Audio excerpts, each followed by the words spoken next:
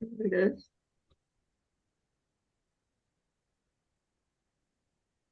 So we won't be reading Italian, I take it. Uh, Oh, no, Yeah, help. that would overwhelm me.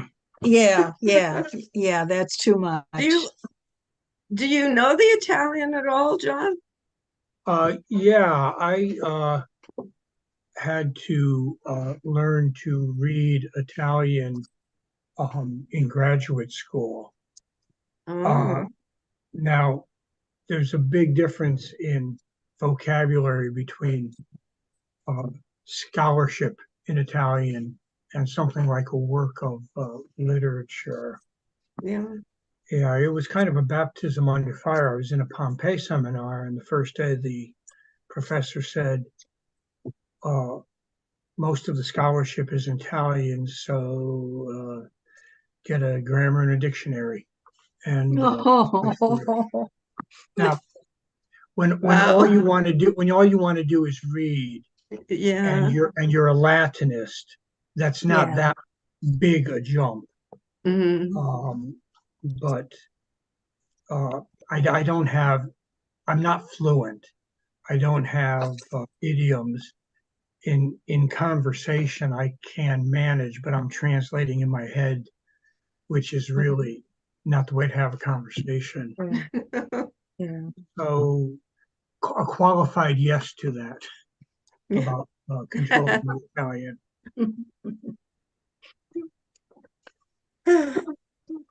Should I read Sayre's introduction?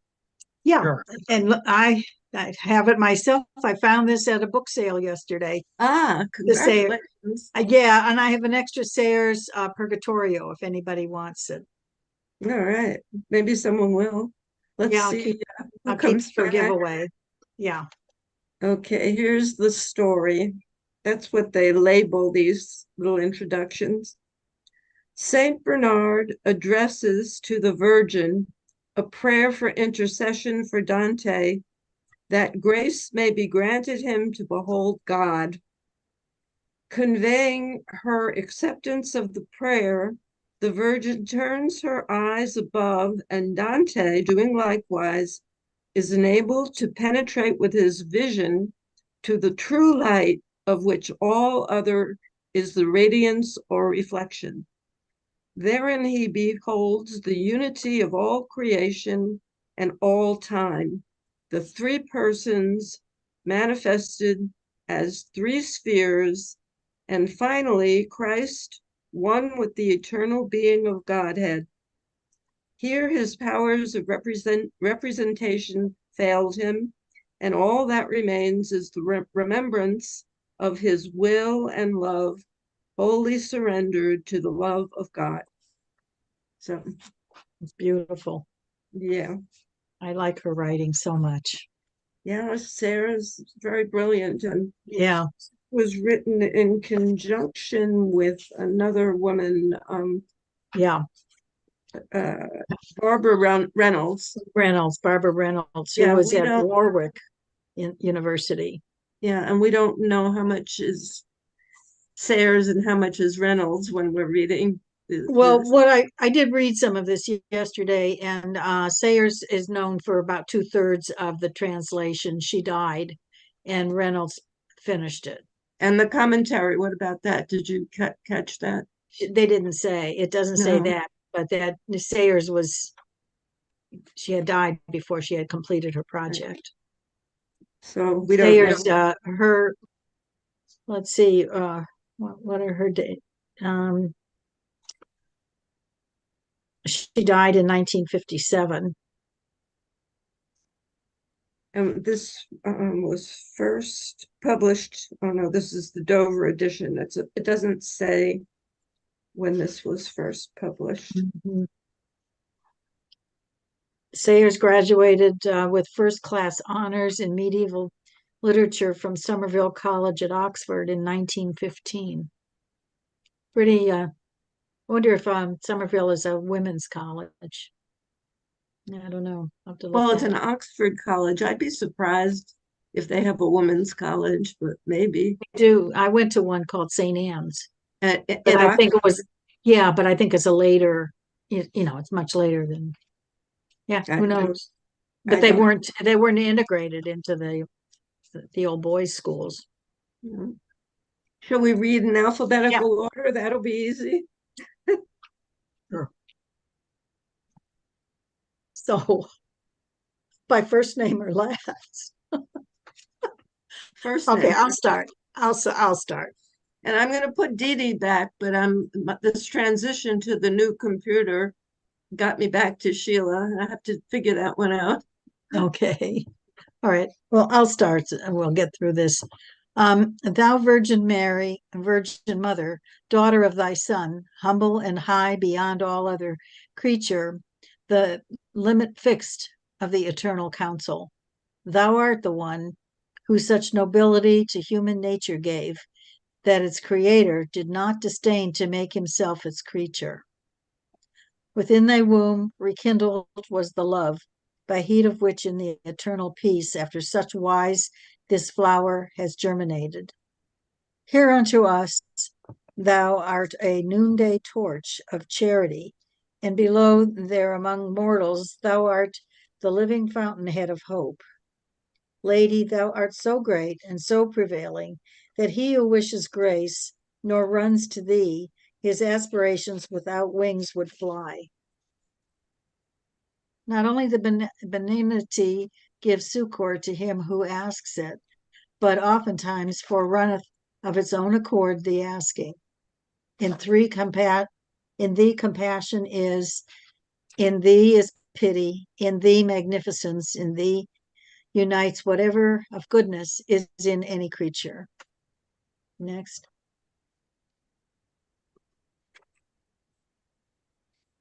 Dee So Dee. You're you're next. going under S today? Yes. What? Now Okay. doth this man, who from the lowest depth of the universe as far as here has seen, one after one the spiritual lives, supplicate thee through grace for so much power, that with his eyes he may uplift himself higher towards the uttermost salvation. And I, who never burned for my own seeing more than I do for his, all of my prayers proffer to thee and pray they come not short, that thou wouldst scatter from him every cloud of his mortality, so with thy prayers, that the chief pleasure be to him displayed. Still farther do I pray thee, Queen, who canst, whate'er thou wilt, that sound thou mayst preserve, after so great a vision his affections. Let thy protection conquer human movements. See Beatrice and all the blessed ones, my prayers to second clasp their hands to thee. The eyes beloved and revered of God, fastened upon the speaker, showed to us how grateful unto her our prayers devout. Then unto the eternal light they turned, of which it is not credible could be by any creature bent, and eye so clear. Next, please. And I, who to the end of all desires was now approaching, even as I ought, the ardor of desire within me ended. Bernard was beckoning unto me and smiling that I should upward look, but I already was of my own accord such as he wished, because my sight, becoming purified, was entering more and more into the ray of the high light, which of itself is true. From that time forward, what I saw was greater than our discourse, that to such vision yields, and yields the memory unto such excess, even as he is who seeth in a dream, and after dreaming, the imprinted passion remains, and to his mind the rest returns not, even such as I am, for almost utterly ceases my vision, and distilleth yet within my heart the sweetness born of it. Even thus the snow is in the sun unsealed, even thus upon the wind and the light leaves were the soothsayings of the Sibyl lost. O light supreme that does so far uplift thee from the conceits of mortals, to my mind, of what thou didst appear, relend a little, and make my tongue of so great puissance that all but a single sparkle of thy glory it may bequeath unto the future people. For by returning to my memory somewhat, and by a little sounding in these verses more of thy victory shall be conceived. Next. I think the keenness of the living ray which I endured would have bewildered me if but mine eyes had been averted from it. And I remember that I was more bold on this on this account to bear, so that I joined my aspect with the glory infinite. O grace abundant, by which I presumed to fix my sight upon the light eternal, so that the seeing I consumed therein. I saw that in its depth far down is lying, bound up with love together in one volume, what through the universe in leaves is scattered, substance and accident in their operations, all interfused together in such wise that what I speak of is one simple light. The universal fashion of this knot methinks I saw, since more abundantly in saying this I feel that I rejoice. One moment is more lethargy to me than 25 centuries to the emprise that startled Neptune with the shade of Argo. Next. My mind in this wise, wholly in suspense, steadfast, immovable, attentive gazed, and evermore with gazing grew enkindled. In presence of that light, one such becomes, that to withdraw therefrom for other prospect, it is impossible he ere consent. Because the good, which object is of will, is gathered all in this, and out of it, that is defective which is perfect there. Shorter henceforward will my language fall of what I yet remember than an infant's, who still his tongue doth moisten at the breast. Not because more than one unmingled semblance was in the living light on which I looked, for it is always what it was before, but through the sight that fortified itself in me by looking one appearance only, to me was ever changing as I changed. Within the deep and luminous subsistence of the high light appeared to me three circles, of threefold color and of one dimension, and by the second seemed the first reflected, as iris is by iris, and the third seemed fire that equally from both is breathed. Oh, how all speech is feeble and falls short of my conceit, and this to what I saw is such 'tis not enough to call it little. Next, please. O light eternal, soul in thyself that dwellest, soul knowest thyself, and known unto thyself, and knowing lovest and smilest on thyself. That circulation, which being thus conceived, appeared in thee as a reflected light, when somewhat contemplated by mine eyes, within itself of its own very color, seemed to be painted with our effigy, wherefore my sight was all absorbed therein. As the geometrician who endeavors to square the circle and discovers not, by taking thought, the principles he wants, even such was I at that new apparition. I wished to see how the image to the circle conformed itself, and how it there finds place, but my own wings were not enough for this. Had it not been that then my mind there smote a flash of lightning, where came its wish, here vigor failed, the lofty fantasy, but now was turning my desire and will, even as a wheel that equally is moved, the love which moves the sun and the other stars. it. Is that the end of the canto? That's it. Yeah, my printout was not it went on, but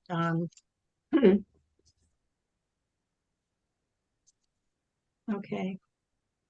I'm very curious about what we've been talking about,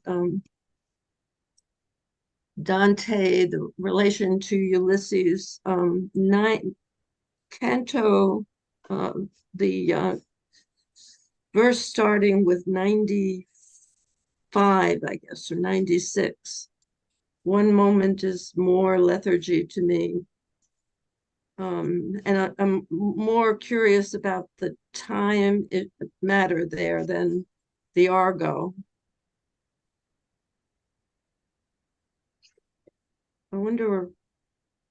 I'm wondering about that. What is Uh, Um, well, the Argo in Greek mythology was the first ship that, so it would have been the first time that Neptune, god of the sea, had seen a ship. Oh, I thought it was related to Ulysses. Um, no, the Argo is earlier. Oh, okay. I had that was my error. That's Jason going up to the Black Sea region to secure the Golden Fleece. That was the beginning of the Trojan history, the whole Trojan War um, episode. That was the first ship. Yeah.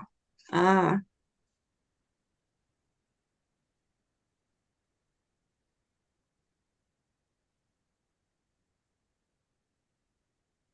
hmm. And what about the meaning of that then? One moment is more lethargy to me than 5 and 20 centuries.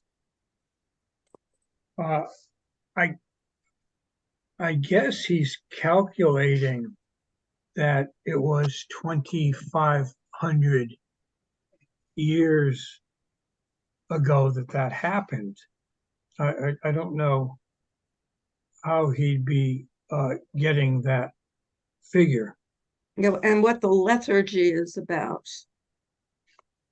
One moment as compared to 25 centuries.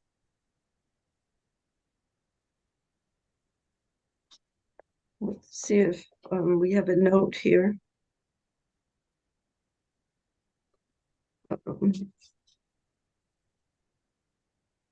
Forgetfulness, oblivion. I have a note um,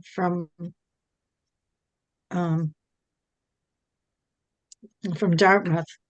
It says the image of Neptune looking up from beneath the sea is reminiscent of what the poet tells us in an earlier canto, where he looked up at Beatrice as though he were immersed in the deepest point in the sea, and she were at the highest point in the earth's atmosphere. Both sightings involve the word effigy. The first time as Beatrice's likeness, the second that of Jesus. The fact that Neptune saw the shadow or the umbra of the Argo makes it at least probable that the poet hoped we would consider that voyage as the prefiguration of his own. And here's another note from Longfellow, the end of Longfellow, starting with line 94. There are almost as many interpretations of this passage as there are commentators.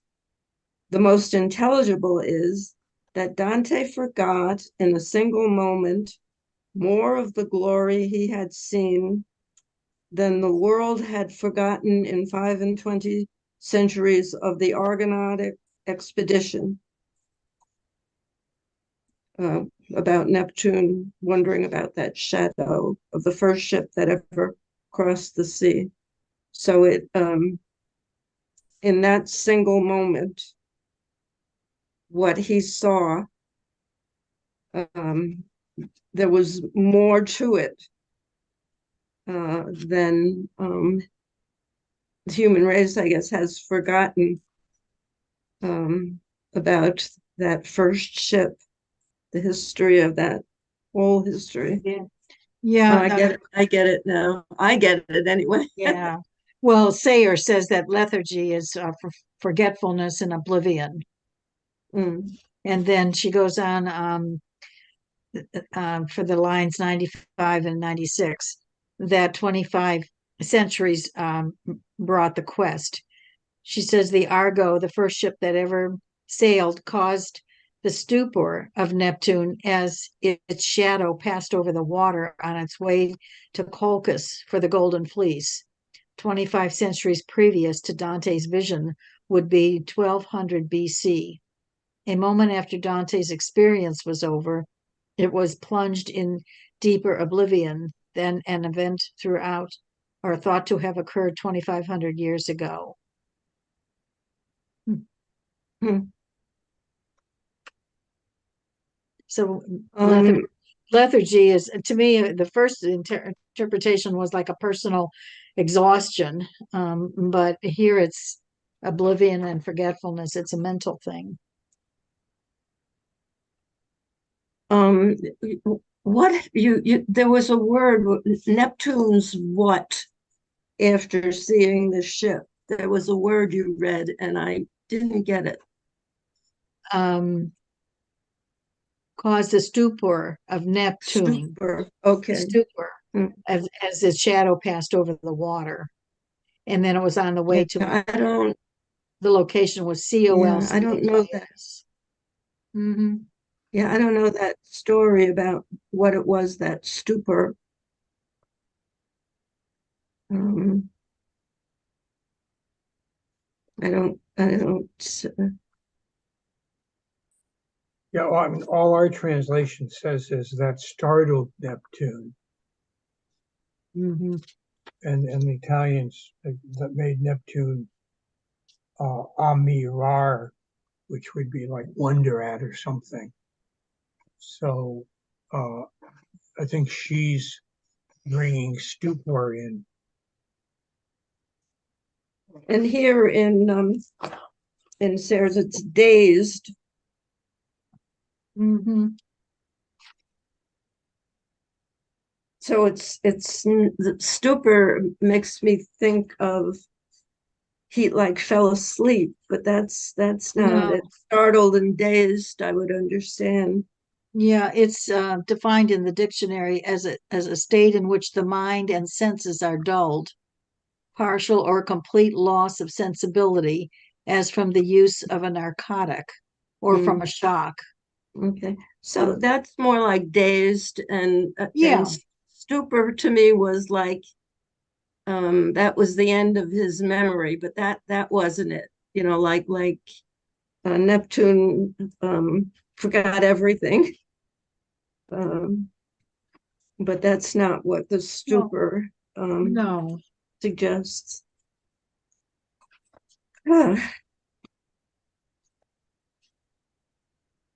so Barolini writes, and what's her name? Reynolds writes too in the introduction, which I'm rereading in the Sayers book, about how um, Par- uh, Paradiso is unpopular, rarely gets read.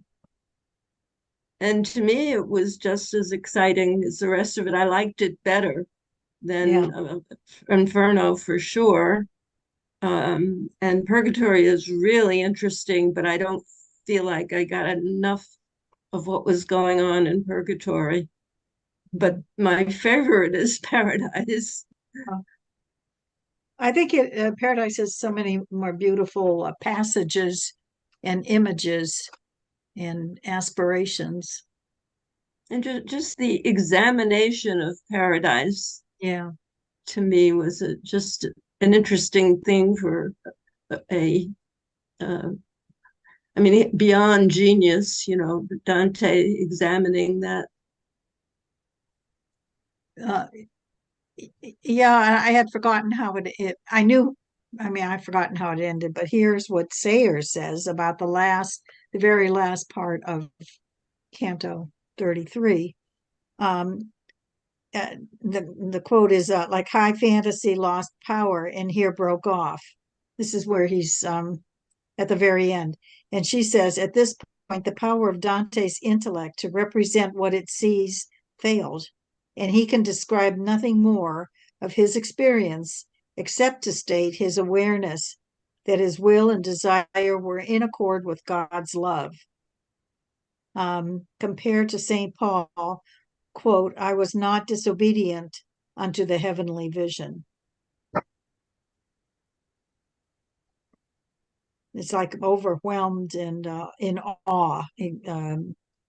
And feeling good about what he Yeah, was doing. Yeah, knowing it was something extraordinary. that he was really serving God. Hmm. And he Yeah, was where he had aspired to be, but he has no words to explain it at this point. yeah.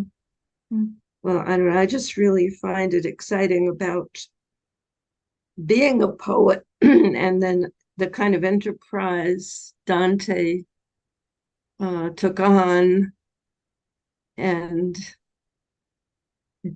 the mental process of, am I being like Ulysses and overstepping myself and even doing this, you know? Um,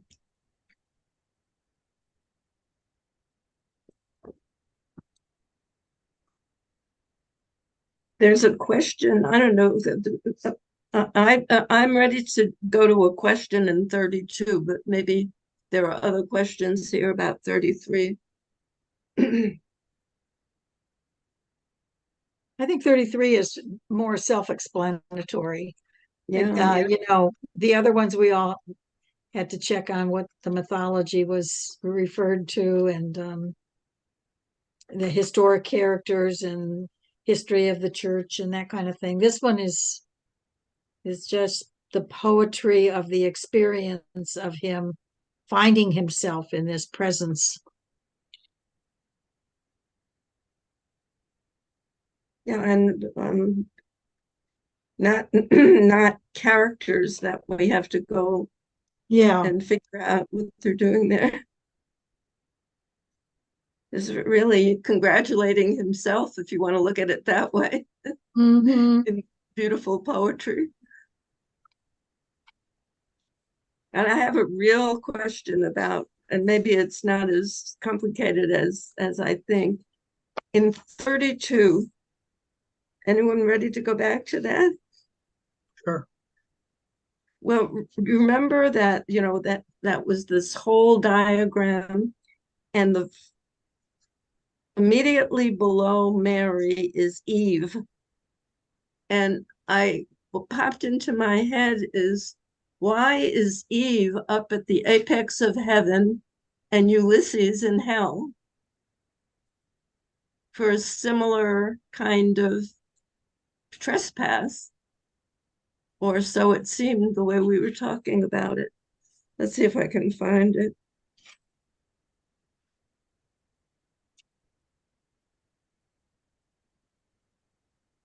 Right at the beginning, Mary close up and anointed, she at her feet, who is so beautiful. She is the one who opened it and pierced it. That's the second verse in Canto 32. So that's Eve.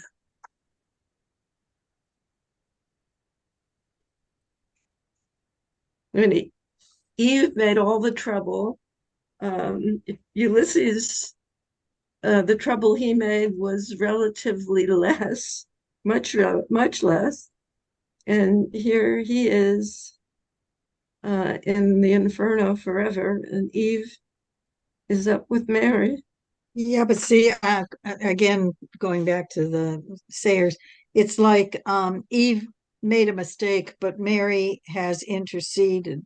That's her power to redeem. So and just to quote, the wound healed by Mary is the sin of man redeemed by the incarnation.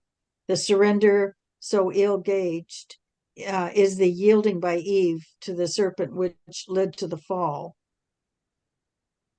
And so the beauteous person at Mary's feet is Eve. So it's like the power of Mary to even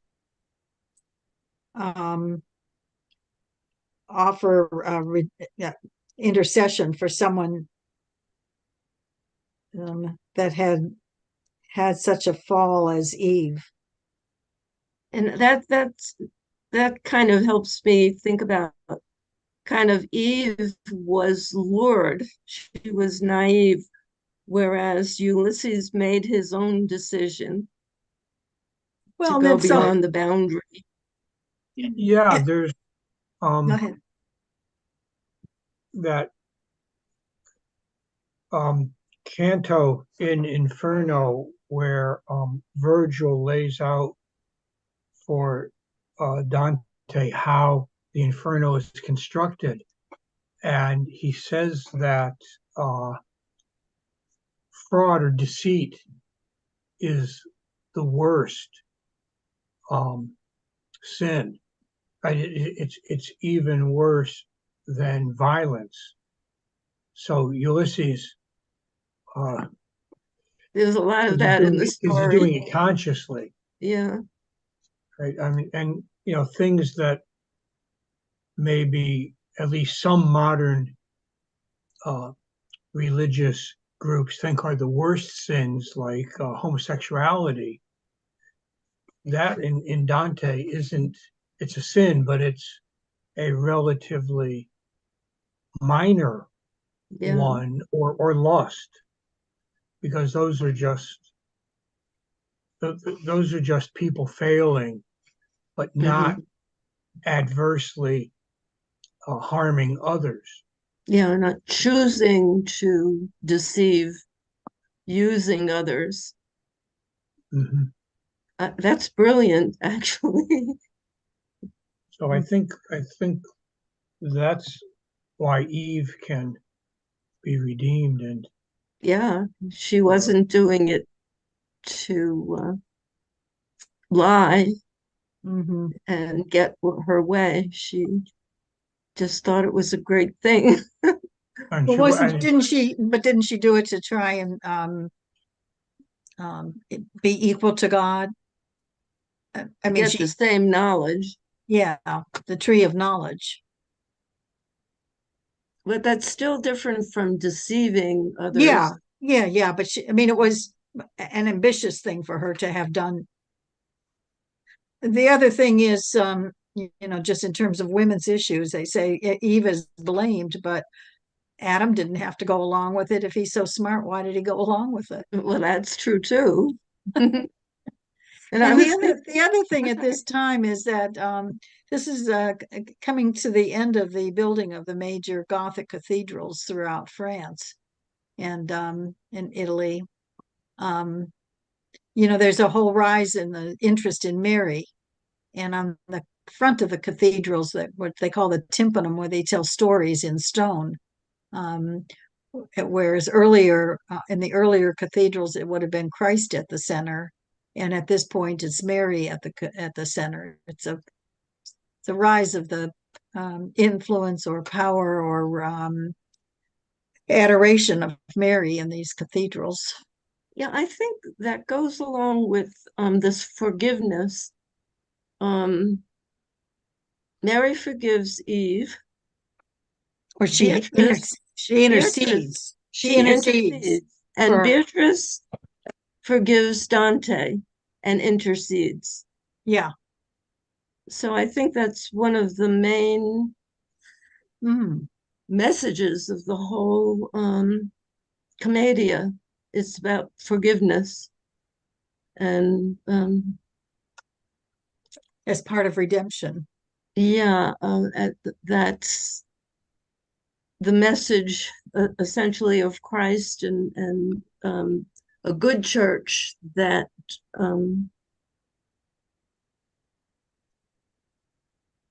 for which forgiveness is a key um, contribution to human, human psychology, even, that there is forgiveness.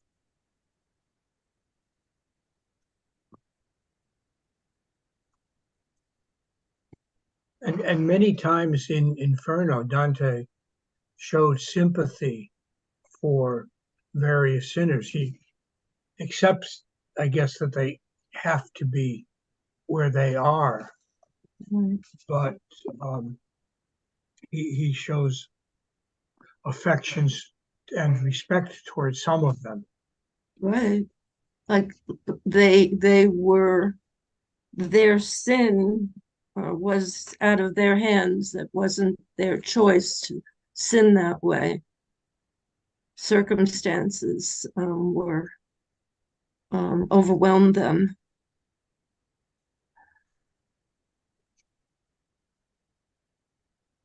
Well, I don't know. I'm glad I'm studying this.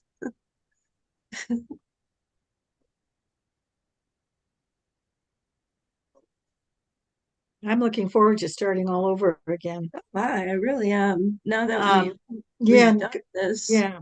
now I think now I feel prepared to read it more. Hmm. I should say more competently. Right. Yeah.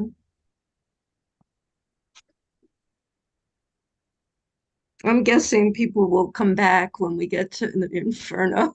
I hope I'm right. I'm inviting a friend of mine to join us. I don't know if he'll be able to or not, but Yeah, I'm someone I hoping my went back friend to Gabriella freshman will year of join us. college with. And so, He's a he's, freshman, you said? no, I've known him since I was a Oh, freshman in oh, college, I see, an old friend. That which would be, is about 56 years now. So, Oh my. Oh, that's great. yeah, wonderful. so I'll send him the links and maybe he'll join us next week if he's able. The Barolini is like your professor. Um, all through the de de de-theologizing Dante. She has quotes and then in Italian, and then she translates them. And sometimes she doesn't bother to translate. It's a piece of a quote she's already translated. So she expects you to remember. And Oh. I started writing down these words, I began to realize as I'm going to read it all over when we start and get the key words so that when I read what she's writing, I'll know the Mhm. Italian word. I'm learning a little Italian this way. Well, Is that the uh, in our great books group, we just read Saint Benedict's The Rule. Have you read that, John? No. Okay, so Benedict is cited in Canto 32 as sitting in the rose. So, he has made it to heaven. But he's the one who starts the Benedictine monastic order in his time, which is like, let's just say 500 AD. And he takes guidance and um, he draws on the experiences of monasteries in Italy at that time to create his own monastery. And that monastery is Monte Cassino in Italy. Does anybody know that name? I've That heard it. was Yeah. that Yes. was yeah, World War II. That was a monastery that was so glorious with all the architectural elements that had been built up from the time of 500 to 1940. And yeah, the Allies are approaching from the south. The Nazis occupy the north. The Nazis have munitions factories in the north, and they don't want the Allies to come any further than Monte Cassino. So it's caught up between the two in a battle, and it is destroyed. Luckily, the Pope intervened, and the Germans, this is Goring of all people, to allow the removal of the library and other sacred elements from Monte Cassino before this battle would take place, in addition to having it evacuated. But it is destroyed in World War II and And rebuilt since then. you told me, what's the name of Saint Benedict's book that you read? It's called The Rule, and it's the whole how to manage a monastery, how to induct new monks towards, people towards becoming monks. It's the values and practices that are necessary to be a monk. It's a very austere life style, very very meager in terms of food, and no, the monks do not have decision-making powers for their own lives. They are full compliance with what the abbot wants them to do. Um, it's quite a lifestyle that would be very Did difficult. did they do serve the community in some way? Well, the community was always invited to come and stay at the monastery. They couldn't attend certain aspects of it, the religious aspects or whatever, but they were always welcome. And yeah, so for the community, surrounding communities, the monastery was both revered and helpful. And they like served the surrounding community. Yeah, but they took vows of poverty, chastity, and obedience, and silence, and humility, and so it's hard to say that they could interact. And Oh, so it was silence too. yeah, they were supposed to spend their time in contemplation of God, and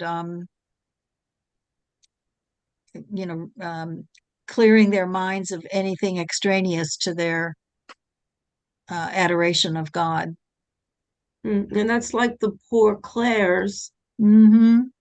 Yeah. in more recent Mm, church. Was it Mother Teresa who started the Poor Clares? I don't think so.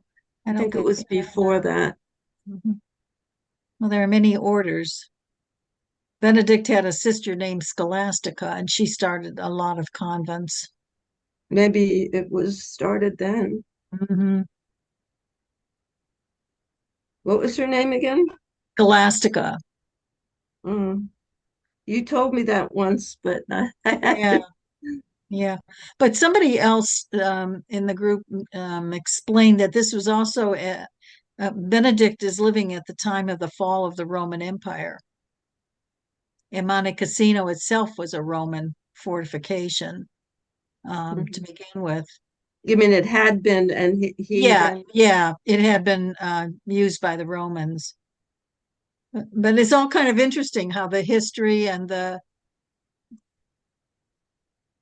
building up of the Catholic Church and the monastic orders they're all tied up in time and place. My son was here, a very short visit, Hmm. and he converted to Catholicism, but the visit was too short for us to sit down and talk about Oh my. history, but next time we will. Yeah. We won't do other things. We did more practical things. Yeah. It was a Yeah. mistake. Oh, incidentally, we ate at Algebra down in Little Italy, the tea shop. Hmm. It was Uh-huh. fabulous. It Really? was so good. Yeah, I've been wanting to go to Mama Santa's forever, and there was a long line at Mama Santa's. So I said, let's walk along Murray Hill. And there was Algebra, and we had the best meal. And it's Oh. such a charming place. And my neighbor next door, this was, how unusual it is looking. Hmm. My neighbor knows the artist who created it. Oh. It was created by an artist, that Oh. whole setting. Oh, I'm glad you mentioned it because I'm looking for something new. Yeah, let's but Arnold and I, we took a walk down there. Yeah, We yeah. had supper and then we walked back Hmm. It's instead of studying yeah, commedia yeah. issues. I agree. Oh dear.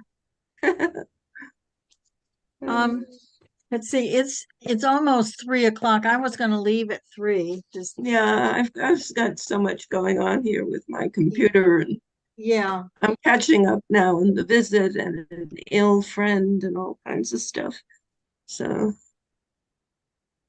So then are we meeting next week yeah, to that begin at the beginning? absolutely.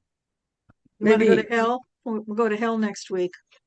into the inferno. Actually, We leap. I don't often do this, like put a book down and start it over again. But this time, I'm kind of interested in seeing what I learned and what I missed, and really Oh, getting a I handle definitely on am. it. There were so Yeah. many passages where the style of poetry got me, and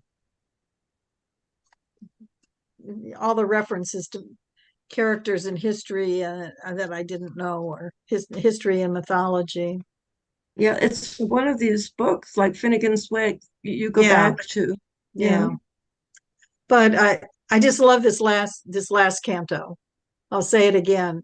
The idea of that he finally makes it to an experience of the divine, and it's a comfortable thing, and it's an awe-inspiring thing to the point where he cannot put in words what that experience is, but as a reader that it is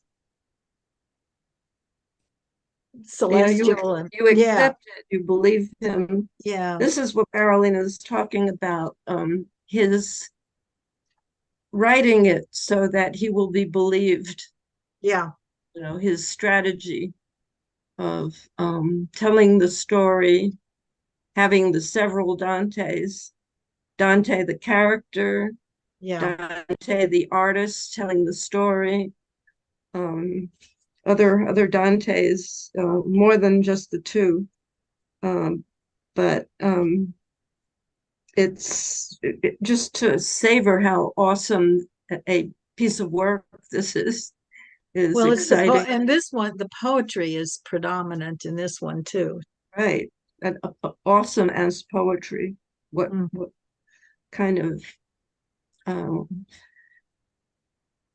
surely one of the most awesome poems ever written. mhm. Well, you guys, we did it. We did it. Those who are left. Yeah, yeah. Thank you for everything. Oh yes, please. Thank you for Yeah, uh, joining Uh, us on this journey. thank you. yeah, I've been in and out these last couple of months, but I think next time around I should be in most of the time. Good, Yeah, good. it's more satisfying that way. Yeah, I think we'll get the snows and we'll want to have Yeah, some. even that, I even come in on sunny days when walking is Yeah. so such a lure. Mhm. Well, I'll see you next week. Uh-huh. Take Okay, See care. you next week. Okay. I Bye guess bye. I don't want to see what What Duncan about? does. I'm just gonna hit leave and I don't see what Well, he Duncan. wanted to be notified.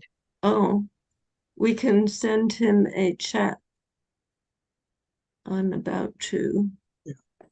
Okay, to Duncan. Well, to everyone, it doesn't matter. But where's my new keyboard?